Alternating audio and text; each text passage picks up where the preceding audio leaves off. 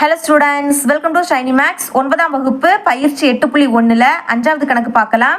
கீழ்காணும் பரவலின் சராசரி 20.2 எனில் Pயின் மதிப்பை காண்க. நம்மளுக்கு இங்கே சராசரியோட மதிப்பு கொடுத்துக்கிட்டு இந்த அட்டவணையில் இருக்கக்கூடிய இந்த Pயோட மதிப்பு கேட்குறாங்க. ஓகே, சால்வ் பண்ணிடலாம். எப்போ மாதிரி சராசரி அந்த ஃபார்முலா தான் யூஸ் பண்ண போகிறோம். ஃபார்முலா என்னது? x bar is equal to summation of x divided by n. சராசரியோட மதிப்பு 20.2ன்னு கொடுத்துருக்கனால இதில் 20.2 அப்படின்னு பிரதியிடலாம். இனி சமேஷன் ஆஃப் எக்ஸ், அதாவது மதிப்பெண்களின் கூடுதல். எப்படி சால்வ் பண்ண போறோம்னா, இந்த பயிற்சியில 3வது கணக்கு சால்வ் பண்ணோம் பார்த்தீங்களா, அதே மாதிரி தான் சால்வ் பண்ண போறோம். அதாவது 10 மதிப்பெண் பெற்ற மாணவர்களின் எண்ணிக்கை 6. அப்ப நீங்க 10 6 வாட்டி எழுதி கூட்டலாம், இல்லைன்னா 10ஐயும் 6ஐயும் பெருக்கலாம். ஓகே, நம்ம பெருக்கவே செய்யலாம். 10ஐயும் 6ஐயும் பெருக்குனா 60.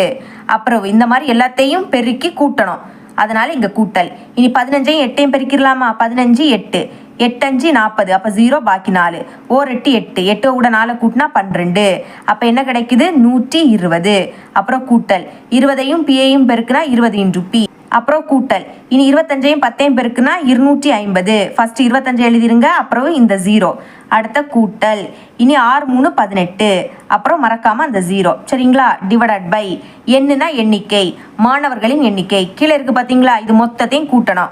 6ஐயும் 8ஐயும் கூட்டினா 14. 14க்கு கூட 10 கூட்டினா 24. 24க்கு கூட 6 கூட்டினா 30. இனி 30ஐயும் Pயையும் கூட்டினா 30 கூட்டல் P, சரிங்களா? இந்த சைடு என்னது இருக்கு? 20.2. இங்க வகுத்தல் இருக்கக்கூடியது இங்க வந்து பெருக்கலா மாறிடும். அப்போ பிராக்கெட்டுக்குள்ள எழுதிக்கிறேன் 30 கூட்டல் P. இனி இது மொத்தத்தையும் கூட்டலாம். P இருக்கக்கூடிய இந்த டேமை தள்ளி மற்றது எல்லாத்தையும் கூட்ட போறோம். 60ஐயும் 120ஐயும் கூட்டினா 180. இனி 180ஐயும் இந்த 180ஐயும் கூட்டினா 360ன்னு கிடைக்கும். அதுக்கு கூட 250ஐயும் கூட்டிடலாம்.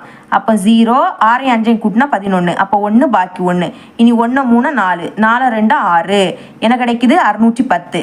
எழுதிடலாம் 610. அப்புறம் P இருக்கக்கூடிய டேம் அதை அப்படியே எடுத்து எழுதிருங்க, கூட்டல் 20P. இனிமே 20.2 உள்ள கொண்டு பெருக்க போறோம். ஓகே, ஃபர்ஸ்ட் 3ஆல பெருக்கிறேன், லாஸ்ட் 0 போட்டுக்கலாம். 3 2 6 3 0 பெருக்குனா 0. அடுத்த 3 2 6. இனி இந்த 0. இப்போ பாருங்க, ஒரு நம்பர் தள்ளி புள்ளி இருக்கு. அப்ப நம்மளும் ஒரு நம்பர் தள்ளி புள்ளி வைக்கலாம். கூட்டல் 20.2ஐயும் Pயையும் பெருக்குனா 20.2 இன்டு P அப்படின்னு கிடைக்கும். இஸ் ஈக்குவல் டு இந்த சைடு 610 கூட்டல் 20 இன்டு P. இனி P எல்லாம் ஒரு பக்கம் கொண்டு வந்துடலாம், நம்பர்லாம் ஒரு பக்கம் கொண்டு வச்சுக்கலாம். அப்போ P எல்லாம் இந்த பக்கம் வச்சுக்கலாம், சரிங்களா? இங்க என்னது இருக்கு? 20.2 இன்டு P. இனி பிளஸ் 20P இங்க வந்துனா minus 20P is equal to நம்பர்லாம் அந்த பக்கம் கொண்டு போயிடலாம். இங்கே 610 இருக்கு. இனி பிளஸ் 606 அந்த பக்கம் போச்சுன்னா மைனஸ் 606 மாறிடும். இங்கே புள்ளிக்கு அடுத்த 0 இருக்கு, அதனால அந்த 0 வேண்டாம்.